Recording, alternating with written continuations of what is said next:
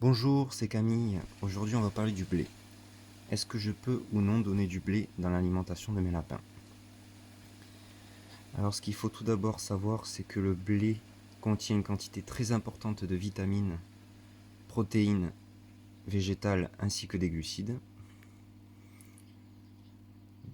Même si les lapins restent des herbivores stricts, il faut proposer des glucides, des vitamines et des protéines dans leur alimentation pour qu'ils aient une évolution correcte. Et surtout, si vous voulez faire de l'engraissement sur vos lapins, il faudra proposer des protéines dans leur alimentation et des glucides. Alors, cette céréale contient des glucides en quantité importante, ce qui va permettre à vos lapins de prendre rapidement du poids. C'est pour ça que le plus souvent, dans les mélanges de granulés, vous avez du blé dans la composition, même si c'est en petite quantité. Bon, ce qu'on recherchera, c'est qu'il y en ait le moins possible dans son mélange de granulés. Enfin, pour ma part, parce que c'est pas non plus le mieux pour eux. Ils n'ont pas un système digestif ni une dentition très adaptée pour une alimentation qu'à base de blé. Alors, ce qu'il est important de savoir pour les lapins, c'est qu'il faut éviter surtout de proposer du blé seul dans l'alimentation. C'est pas une volaille, c'est tout ce qui est volaille, vous pouvez proposer du blé à volonté, il n'y a pas de souci. En plus, ça vous permettra de les engraisser. Si le but c'est de faire de la viande aussi, et pas que des œufs. Et de toute façon, même pour les œufs, c'est important parce que c'est riche en protéines, tout ce qui va être graines. Mais ce qu'on notera, c'est qu'il est préférable de faire un mélange de grains. Voilà.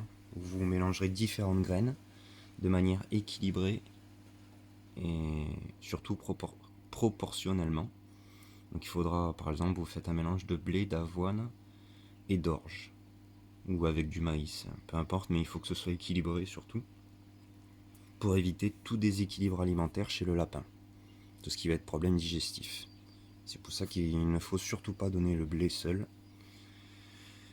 Voilà, donc si vous voulez donner du blé, le mieux c'est de le mélanger avec d'autres céréales. Parce que pour les lapins, c'est vraiment pas le top le blé, que s'il est mélangé avec d'autres céréales encore, ça peut faire le job, mais surtout de bien l'équilibrer en petite quantité. Après, ce qu'il faut savoir, c'est que dès qu'on va donner des granulés ou des céréales, les besoins en eau du lapin seront beaucoup plus importants. Donc, toujours qu'ils aient une quantité d'eau suffisante à disposition. Après, je vous invite à aller voir ma vidéo sur comment réaliser des abreuvoirs automatiques à grande capacité. Parce que bon, le principal souci du lapin fermier, c'est qu'il boit énormément. Donc bon, pour une bonne autonomie, le mieux c'est de faire des gros abreuvoirs automatiques et vous êtes tranquille. Si vous voulez partir en vacances, l'été au moins il manque pas d'eau parce qu'ils peuvent boire plusieurs litres d'eau par jour.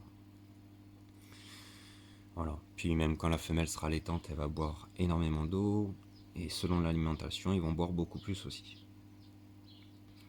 Donc on retiendra que le lapin reste un herbivore strict qui est capable de se passer des céréales ou des granulés.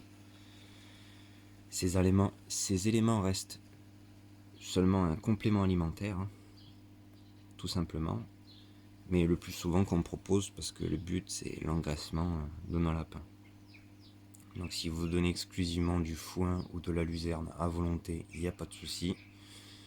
Mais le but ce sera de proposer un maximum de déchets verts que vous avez à votre disposition pour qu'ils aient une alimentation variée.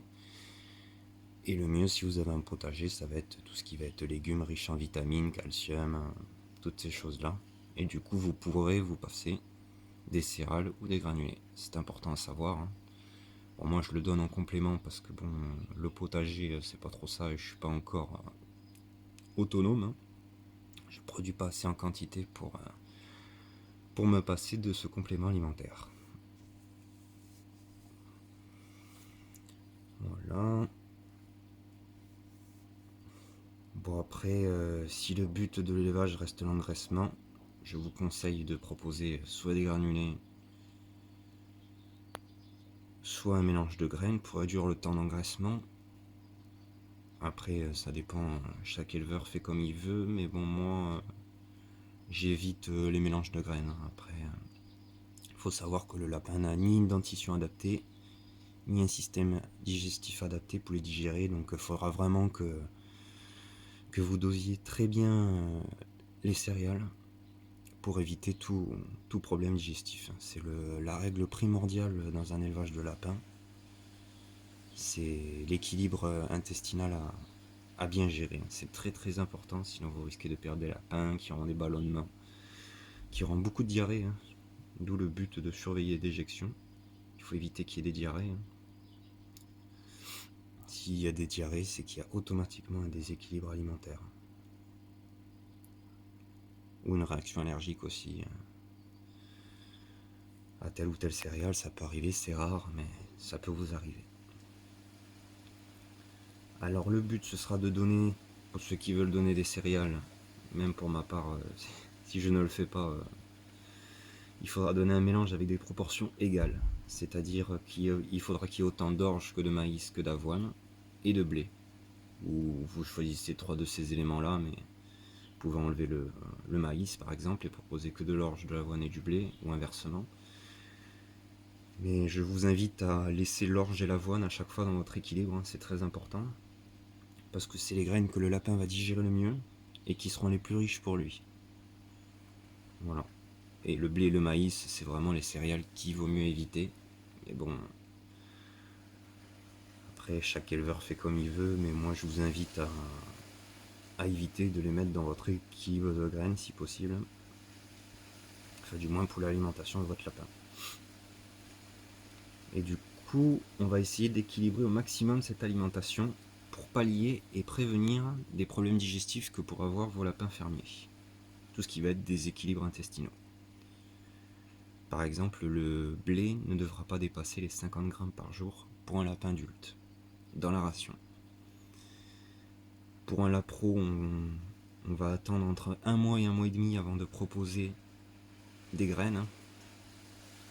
Et on va les proposer en petites rations pour commencer.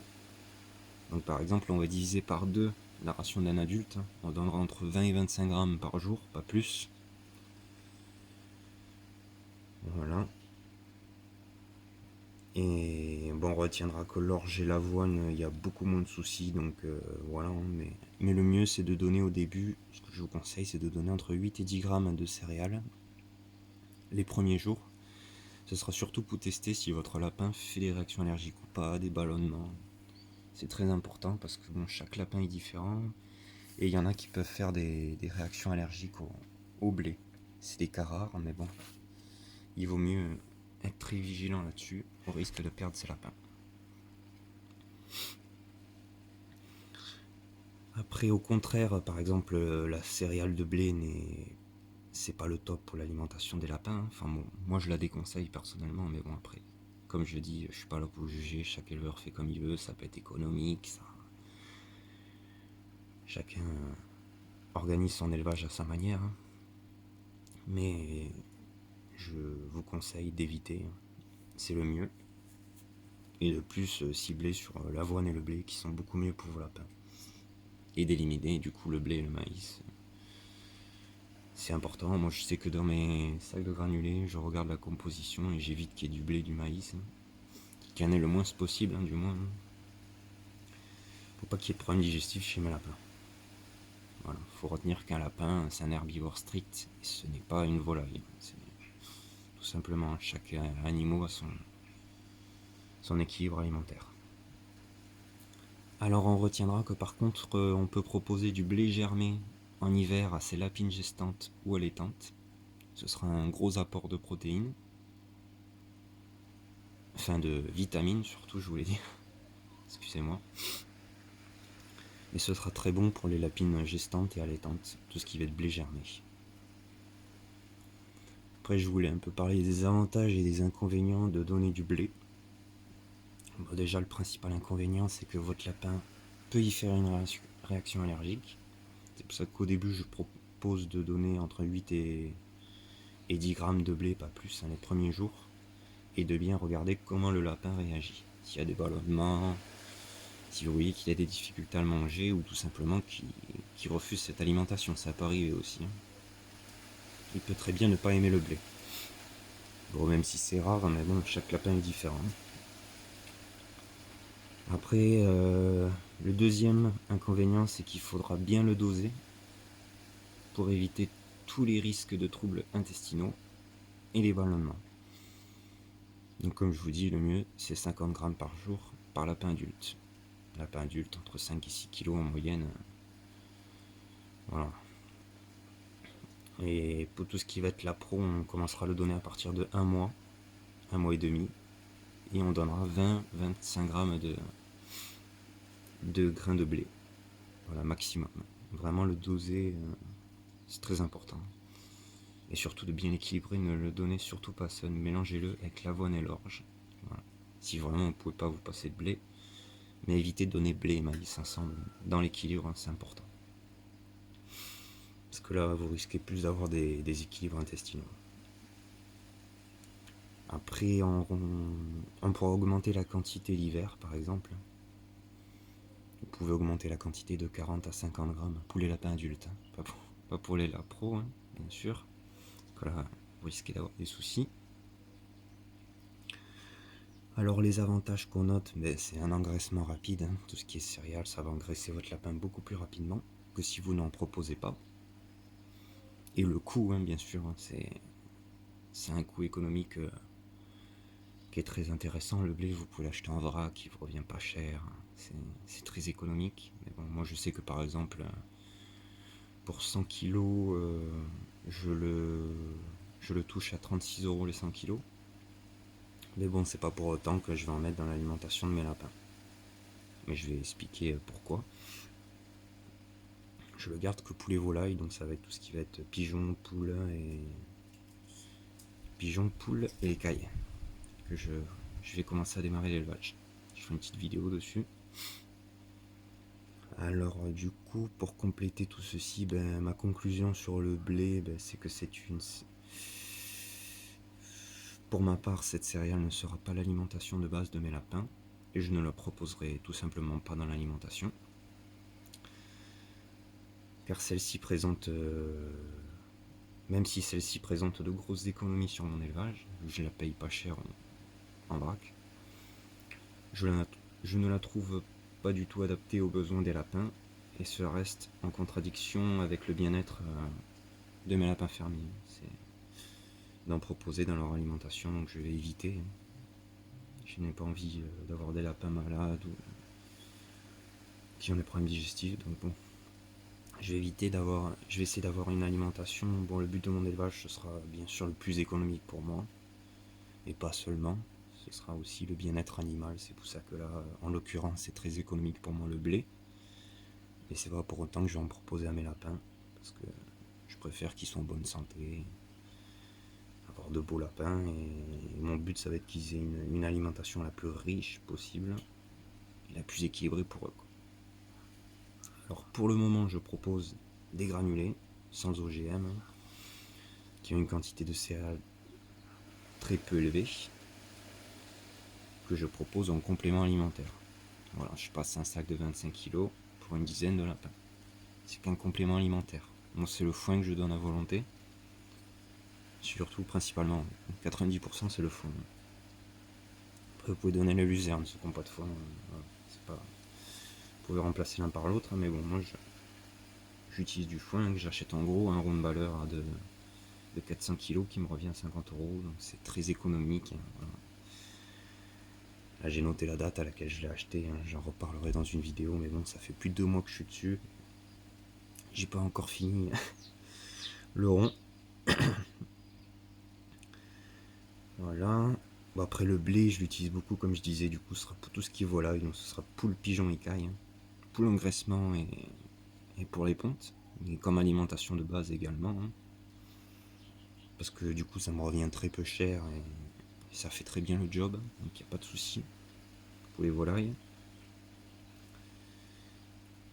Et du coup, en évitant de donner du blé, je sais que je garderai une alimentation saine pour mes lapins. Bon là je suis actuellement en pleine réflexion pour remplacer mon granulé par une autre céréale qui serait moins coûteuse et en même temps plus équilibrée pour eux. Donc j'ai ma petite idée, mais je suis encore en train de calculer tout ça, de bien y réfléchir, mais je vous ferai une petite vidéo. Je pense que j'ai trouvé la céréale qui irait bien. Je suis encore en plein calcul de si de manière économique ça sera plus intéressant que le granulé ou non. Mais le rapport protéines, glucides et vitamines est très riche. Donc je pense que je pourrais remplacer le granulé sans souci. Mais c'est encore à l'étude, hein, parce que j'aime pas me lancer comme ça. J'aime bien calculer tout de A à Z. Hein. Je suis assez maniaque pour ça, mais bon, ça change pas. Je me lance pas tête baissée sans avoir tout étudié. Mais je ferai une petite vidéo pour en parler. Hein. Voilà. Parce que bon, le granulé, là, je le paye à 17 € les 25 kilos. Voilà, c'est mon plus gros budget dans l'alimentation des lapins. Parce que le foin, 50 € les 400 kilos, ça fait plus de 2 mois que j'y suis. Je vais voir combien de temps je dure, mais c'est très économique. Mais le granulé, c'est ce qui me revient le plus cher. Donc un sac de 25 kilos, 17 €. Je passe un sac par mois. Pour ça, j'ai pas non plus. C'est pas non plus la mort, je dirais. Mais bon, si je peux encore économiser et qu'ils aient une alimentation très saine, bon, par exemple, si je peux l'acheter en gros, admettons, trouver du vrac comme le blé. Mais bon, faut trouver. Après, c'est à la tonne, faut le stockage et tout ça. Enfin, c'est compliqué. Hein. J'étudie tout ça, mais c'est vrai que c'est pas évident. Hein. Pour les granulés pour lapin, mais là j'ai trouvé une graine que je pense que je vais faire, je vous ferai une autre vidéo. Et je pense que ce sera déjà beaucoup plus sain pour eux. Parce que du coup il n'y aura plus de présence de blé, de maïs et toutes ces cochonneries qu'ils mettent dans les sacs de granulés pour qu'ils s'engraissent. Cette graine est très bonne pour eux, riche en vitamines. Et en plus de cela, elle va permettre l'engraissement. Enfin, pour moi c'est le top. Et c'est encore à l'étude parce que, comme je vous dis, j'aime bien calculer tout de A à Z avant de me lancer. Il faut encore que je calcule le coût économique, qu'est-ce qui sera le plus intéressant pour moi pour cette céréale. Voilà. Après, ce que je voulais ajouter, vous voyez là, hop, je vais vous montrer. Voilà. Alors là, tous les petits trous là que vous voyez dans mon blé là, c'est qu'au début, quand j'ai acheté le blé en vrac, il y avait des charançons. Alors les charançons, bon, je ferai une vidéo dessus. Comment lutter contre les charançons. En fait, tout simplement, c'est des petits coléoptères entre 2 à 3 mm qui sont souvent dans le hangar de stockage parce qu'il fait chaud, il se reproduit en grande quantité. Et le problème principal de ce charançon, c'est qu'il fait des petits trous dans les grains de blé et il va prendre tout ce qui est élément nutritif. Voilà. C'est assez chiant. Bon, c'est simple à réguler. Hein. Pour moi, quand je l'ai rentré, il a fait très froid de suite, donc c'est un coléoptère qui supporte pas le froid. Sinon, j'ai une technique très simple pour le doser. Mais vous voyez tous ces petits trous là, tous ces grains par exemple, il n'y a plus du tout d'éléments nutritifs. Voilà. Vous vous dites, bon, ben, c'est bon, il m'a pas mangé le grain, je vais nourrir mes animaux avec. Et bon, je sais que bon, c'est pas 100% de mon grain, hein, il y a peut-être 10% parce que bon, ça a été traité assez tôt. Bon, du coup, par le froid, hein, tout simplement. Que lui, il est au chaud dans les hangars, là, il est à l'extérieur, donc ça les a tous tués, j'ai vérifié. Mais j'ai une technique très simple pour les éliminer. Et le problème, c'est que comme il mange tous les éléments nutritifs de votre grain, ben, même s'il n'a pas mangé le grain en entier, ben, ça va rien apporter à vos volailles tout simplement. Donc je ferai une vidéo sur comment gérer le charançon. Parce qu'il faut savoir que dans 90% des sacs maintenant, il y a toujours du charançon. Moi en jardinerie, on en a de partout. C'est la folie. C'est chiant, franchement.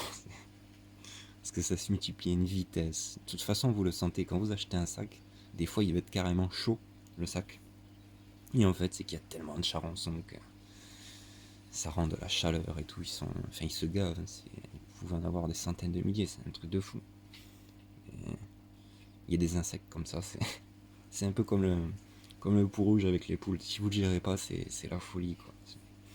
Et je ferai une petite vidéo pour parler du charançon parce qu'il faut s'en prévenir. Hein.